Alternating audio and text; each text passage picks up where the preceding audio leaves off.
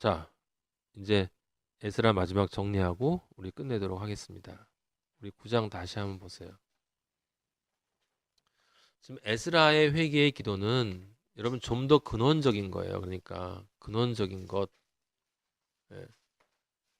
단순히 회개하고 예수 믿으라 그런 뜻이 아니라 그리스도인이 되어져서 그 그리스도인으로 성전 지어져 가는 그 영광스러운 길에서 내가 쓰러졌을 때, 그 쓰러졌을 때.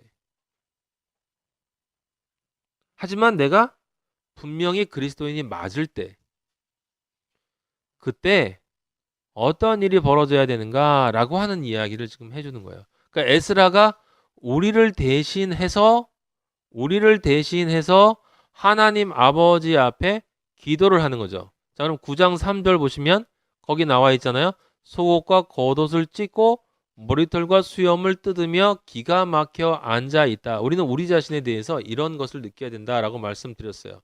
그 다음에 9장 4절에 보면 왜 그랬냐면 이 사람들의 죄 때문에 왜 속옷과 겉옷을 찢고 머리털과 수염을 뜯으며 있냐면 우리의 죄 때문에.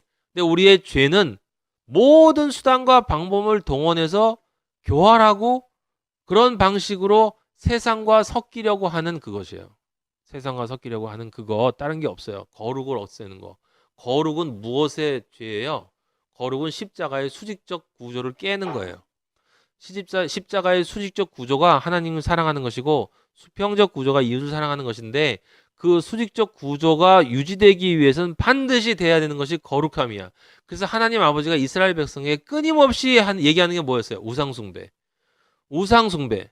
근데 이 신약에서는 뭐라 그랬어? 탐심이 우상숭배래. 그러니까 우리가 세워놓는 모든 우상의 끝에는 뭐가 있냐면 바로 내가 있단 말이야. 나. 본질이 나다 이 말이에요. 그래서 그 나라는 것을 깨달을 때 나의 모든 나의 모든 영혼육의 행위들을 전부 뜯어버리고 싶은 가슴을 찢으면서 아버지 앞에 통회해야 되는데 9장 6절에 보면 그 죄가 어느 정도냐면 하나님이여 부끄럽고 낯이 뜨거워서 하나님의 얼굴을 향해서 얼굴을 내가 들지 못하겠다. 왜냐하면 내 죄악이 너무나 많은데 정수리 머리 끝까지 찼어.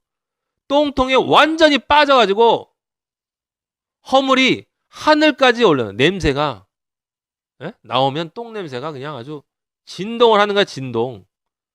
그 자기 잘났다고 하는 그 죄가 여러분 그거 맡기 시작하면요 진짜 더러워요. 그거 9장 7절에 뭐라 했어요? 우리 조상들의 때로부터 오늘까지 우리의 죄가 심했다 그랬어. 그런데 하나님은 그걸 다 용서해 주셨단 말이에요. 그래서 9장 8절에 보면 은혜를 베푸셔서 잠시 동안 얼마를 남겨두어 뭐? 렘넌트 남은 자들 우리 그리스도인들 우리를 그 거룩한 초소에 박힌 모처럼 뽑히지 않게 해줬단 말이에요. 우리를 붙잡고 남은 자들은 그 거룩한 초소에서 절대로 떠나지 못하도록 우리를 붙잡아 주셨다. 그리고 그것을 통해서 하나님이 우리 눈을 밝히시고 우리가 종노릇하는 중에서 소생하게 근데 조금 소생하게 하셨나이다. 조금이라는 게 무슨 뜻입니까? 이제 갈 길이 멀다란 뜻이지. 이제 다시 시작이라는 거예요. 여러분 죄를 짓고 내가 다시 느끼면 일어나서 다시 시작해야 돼. 7번 넘어지고 8번 일어나야 되기 때문에 우리는 7번 우리가 넘어져야 될 걸 다 넘어져야 돼요. 7번 넘어지는 게 아니라 넘어질 걸 다 넘어져야 돼. 그때마다 우리는 우리의 죄를 깨닫고 통회하고 에스라의 이 기도를 드리고 이건 그리스도인이 하는 기도예요, 여러분. 믿지 않는 사람이 하는 기도가 아니라 그냥 그리스도인도 아니고 신앙 안에서 깊이 들어갔다라고 생각하다가 쓰러진 사람.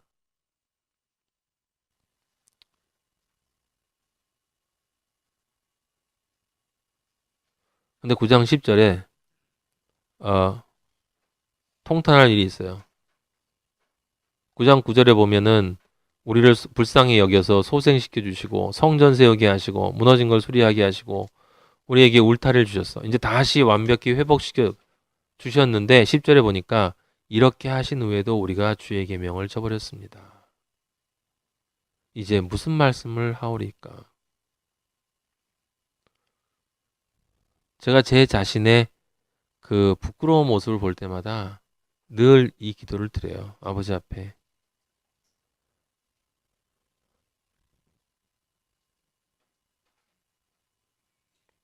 아버지의 뜻이 무엇인지를 분명히 알거든.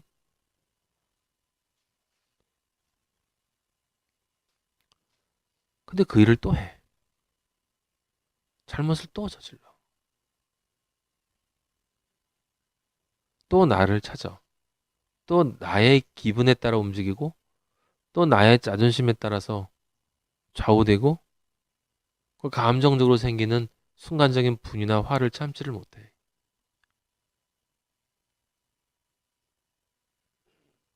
아버지는 13절에 보면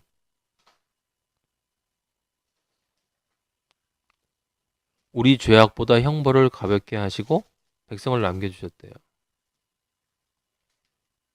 어찌 주의 계명을 다시 거역하겠습니까? 어떻게 이 백성들하고 통혼하겠습니까? 사람을 얘기하는 게 아니라는 걸 여러분 잘 아셔야 돼요. 여러분 이런 걸 읽으면서 비기독교인들은 정말 기독교인들 진짜 정말 촌스럽다 이렇게 얘기하는데 아, 뭐 이해하지 못한 사람들은 어쩔 수가 없어요.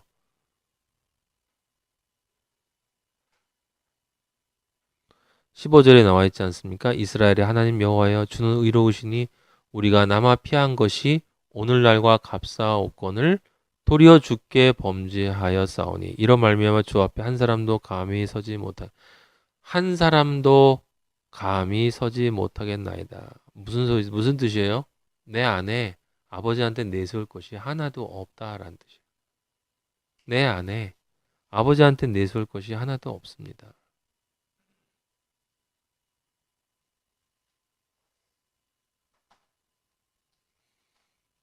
를 누가 대신해서 기도해 주셨어요? 예수 그리스도가.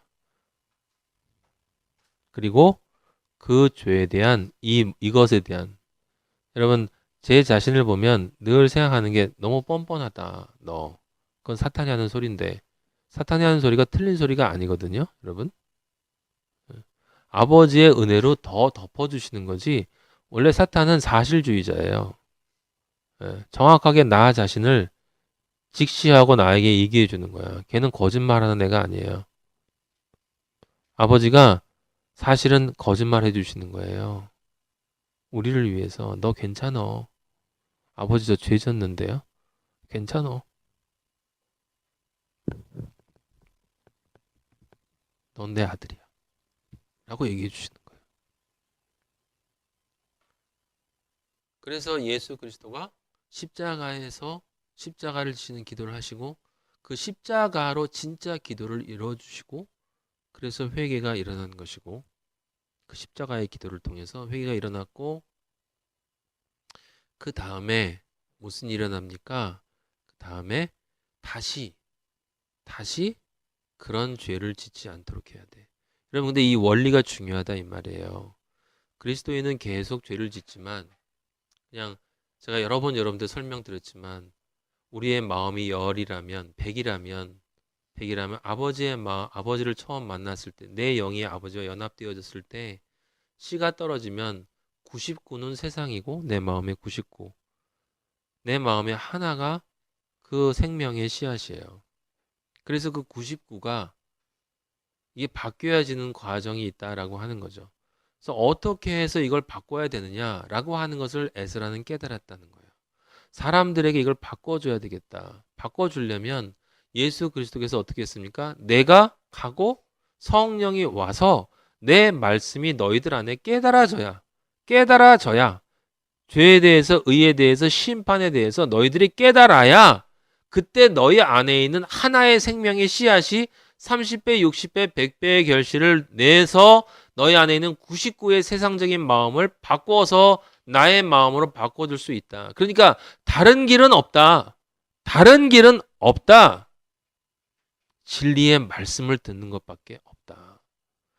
진짜 진리의 말씀이 너에게 사실로 믿어지는 그때, 오직 그때만 진리로 마음이 바뀐다. 그때만 그만큼 이제 세상의 죄로부터 벗어나는 것이고 네가 하나님의 아들로 그만큼 완성되어지는 거다. 그래서 에스라가 바로 그 예수 그리스도의 말씀이신 예수 그리스도의 소리가 된다라는 것을 결심합니다. 여러분 7장 10절 보세요. 이게 오늘 결론이에요. 에스라 7장 10절. 에스라가 여호와의 율법을 연구하여 준행하며 율례와 규례를 이스라엘에게 가르치기로 결심하였더라. 예. 예수 그리스도가 진리의 말씀을 이스라엘에게 성령의 말씀으로 오셔서 가르쳐 주기로 결심하였더라. 그렇게 해서 예수님이 십자가로 가신 거예요. 내가 떠나가는 것이고 승천하신 것이고.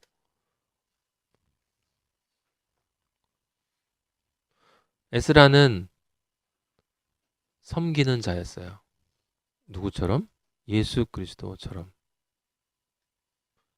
그래서 아버지가 저를 은혜로 섬기는 자로 불러주시고 세상 그 어떤 것보다도 큰 영광을 허락해 주신 것, 어떻게 무엇으로 은혜를 갚겠습니까? 섬긴다는 것은 무엇일까요? 그리스도인이 섬긴다는 건 가장 중요한 것은 사랑하는 것이고, 사랑하는 것은 여러분들이 이론적으로 다 알아요. 이제 진리도 이론적으로 알 수도 있단 말이에요. 다른 사람에게 진리를 전해주는 것. 그럼 여러분은 얼마만큼 이 진리가 내 것이 되기 위해서 노력했냐고요. 얼마만큼 말씀을 듣고 또 들었냐고요. 얼마만큼 전했냔 말이에요. 우리끼리 전하는 것 말고 전혀 모르는 사람에게, 전혀 진리가 되지 못한 누군가에게 여러분 찾아가서 진리를 전해봤냐고요. 그러고 있냐고요. 아버지가 주어주신 자리에서 말씀을 전하는 자, 그 자가 하나님 아버지가 지혜롭고 충성된 종이라고 말씀해 주시는 분이고, 그가 천국의 서기관이에요. 그리스도인은 다 천국의 서기관이에요, 여러분. 천국의 서기관은 성경에 뭐라고 나와 있냐면 구약에 있는 창고와 신약의 그 보고로부터 여기저기서 말씀을 끄집어내서 그걸 그리스도의 십자가로 전해주는 자, 그가 천국의 서기관이야. 그럼 천국의 서기관이 누구예요? 그리스도인이에요. 그리스도인은 다 천국의 서기관이에요. 저만이 아니라 여러분이 다 천국의 서기관이라고. 말씀을 전하면 여러분, 유치원 학생을 가르치는 말이 있고 대학생들을 가르치고 대학원생들을 가르치는 말이 있잖아요. 모두가 다 박사들을 가르치는 말입니까? 아니에요. 유치원생들을 가르치는 말도 있어요. 그도 서기관이에요. 그리스도인은 말씀을 전하는 자가 돼야 돼요. 그게 기본이야. 근데 그게 섬김이야. 예수 그리스도께서 우리들의 발을 씻어주신 것, 그게 뭐겠습니까? 말씀을 통해 죄를 깨닫게 하시고, 말씀을 통해 그 죄가 예수 그리스도의 십자가로 깨끗해졌다는 걸 깨닫게 해주시고, 우리가 하나님의 아들이고 아들로 완성되어졌다는 걸 깨닫게 해서 그 씻어짐으로부터 다시 새로워지도록 만들어주시는 것 아닙니까? 근데 여러분 잘 아시죠? 내가 아직 말씀을 잘 전하지 못하겠다. 그러면 그 성경에서 뭐라고 그랬어요? 마태복음에서. 그러면 그 은행에 갖다 놓고 이자라도 내놔라. 그게 무슨 뜻이에요? 말씀이 전달되기 위해서 그 말씀을 전할 수 있는 존재에게 그 자리로 데려가든지 그 음성을 들려주든지 어떤 방식으로든 그에게 진리의 말씀이 전달될 수 있도록 성경 말씀 한 구절이라도 써서 문자로 보내주든지, 그것이 뭐냐면 말씀의 자리로 인도하는 자, 말씀을 전하는 자가 섬기는 것이고, 그 전하는 시간이 안 돼요. 그게 꼭 여러 가지 방식이 아니라 시간이 없고 시간이 조건이 안 될 수 있잖아요. 그러면 그에게 말씀의 자리로 인도해 줄 수 있잖아요.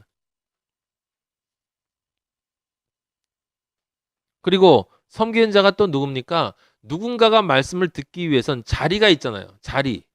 그 자리가 만약에 우리가 이렇게 모인다 그러면 이 진리의 말씀이 전해지기 위해선 이 자리가 있어야 되고, 진리의 말씀이 전해지기 위해선 사람들이 모여야 되고, 모이면 사람이기 때문에 먹어야 되고, 그리고 손을 씻어야 되고, 이런 일들을 해야 된단 말이에요. 그러면 그것을 실제 마르다처럼 봉사하는 사람이 있어야 돼. 누군가가 먹으면 설거지를 해야 되고, 예배 보기 전에 누군가 청소를 해야 되고, 그게 진짜 진리의 말씀이라면 그 진리의 말씀이 전해지는 그 자리를 교회에서 청소하는 거랑 달라요, 여러분. 그 자기 의를 세우는 게 아니라 어떤 방식으로든 진리가 전해지기 위해서 내가 하는 어떤 일이든지 그것이 간접적이든 직접적이든 진짜 진리의 말씀으로 이어질 수 있다면 그것을 위해서 내 작은 일을 하나 하는 거. 그게 다 이자를 남기는 거고 하나님이 보실 때 동일하게 착하고 충성된 종이라고 말씀해 주시는 그리스도인이 되는 거예요. 교회 있는 사람들도 다 하잖아요, 여러분. 아버지를 위해서 봉사한다고. 우리는 아버지를 위해서 봉사하는 게 아니라 그러니까 교회를 위해서 봉사해, 진리를 위해서 봉사해야 돼. 진리.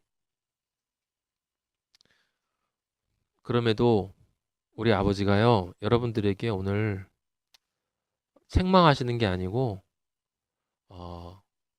격려해 주라는 말씀을 주셨어요. 격려. 에스라를 보고 진리의 말씀을 전하는 자가 있고 진리의 자리로 인도하는 자가 있고 진리를 전달해 주는 자가 있고 그리고 그 진리의 자리에서 봉사하는 자가 있고 그리고 진리의 자리에 설 수 있도록 서로 권면하고 도와주고 이런 자들이 있다. 그 자들에게 히브리서 6장 10절에 결론의 말씀을 주십니다. 이거 다 같이 한번 읽어보겠어요. 제가 한번 읽고요. 여러분 같이. 하나님은 불의하지 아니하세요. 하나님은 불의하지 않아요. 하나님은 의로우세요. 의롭다는 게 무슨 뜻인지 아시죠? 세상적인 의미도 그 어떤 사람에게 그에게 합당한 것을 주는 게 의예요. 하나님은 의로우신 분이에요. 모든 인간에게 진짜 합당한 것을 주시는 분이야. 근데 그 하나님이 뭐라고 얘기하시냐면 여러분에게 너의 행위와 여러분의 이름을 넣으세요. 너의 행위와 네가 그리스도인으로 하는 모든 행위, 영혼중의 행위와 나의 이름을 위해서 너로부터 나타낸 사랑, 어떤 방식으로든 섬김의 사랑, 그것으로 이미 성도를 섬긴 것과 이제도 섬기고 있는 것을 이미 섬긴 것과 이제도 섬기고 있는 것을 잊어버리지 아니하시느니라. 뭐 하지 않는다고요? 잊지 않으세요. 우리 아버지는 잊지 않으세요. 여러분이 진리를 위해서 하는 모든 일들. 제가 감사하게 생각하는 사람이 여러 명 있어요. 가장 먼저는 우리 마리아고 여러분들 다 한 사람 한 사람 제가 너무 감사하게 생각하는데 왜냐하면 여러분이 다 섬기고 계시기 때문이에요. 여러분의 자리에서 여러분이 각자의 자리에서 이렇게 별도로 모이는 그 작은 교회 그게 섬김의 시작이라는 걸 여러분이 기억하시고 아버지가 너무너무 귀하게 생각하는 자리라는 걸 기억하셔야 돼요. 거기에 여러분들이 전도해서 그 새로운 영혼들을 불러들여야 돼요. 그렇게 커지셔야 되는 거예요. 그리고 커지지 못해도 그렇게 하게 해달라고 모여서 기도하고 먼저는 여러분 자신이 그 만남을 통해서 또 새로워지고 그러면 거기서 또 누군가 봉사해야 되지 않겠어요? 빵이라도 사와야 될 거고 예? 마실 거라도 사와야 될 거고 여러분이 모이는 그 자리 진리가 전해지는 모든 자리에서 이루어지는 어떠한 일도 헛되지 않은 일이라는 걸 여러분이 기억하셔야 돼요. 아버지를 위해서 진짜 아버지를 위해서 하는 일은 예? 하다못해 우리 이사야가 우리 운전을 해서 여러분 데리고 오는 이 일도 어떠한 일이든 오직 아버지를 위해서 하는 일이라면 우리 아버지는 그 일을 결코 잊지 않으신다라는 걸 여러분들이 기억하시고 힘을 내시고 아버지가 여러분을 기뻐하시고 사랑하시고 격려하시는 그 말씀을 기억하셨으면 좋겠습니다. 같이 한번 읽고 마치도록 하죠. 하나님은 불의하지 아니하사 너의 행위와 그의 이름을 위하여 나타낸 사랑으로 이미 성도를 섬긴 것과 이제도 섬기고 있는 것을 잊어버리지 아니하시느니라. 아멘. 아멘. 기도하겠습니다. 아버지, 아버지,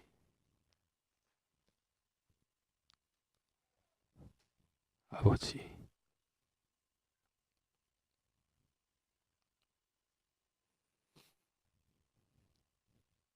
감사합니다. 감사할 것밖에 없습니다, 아버지.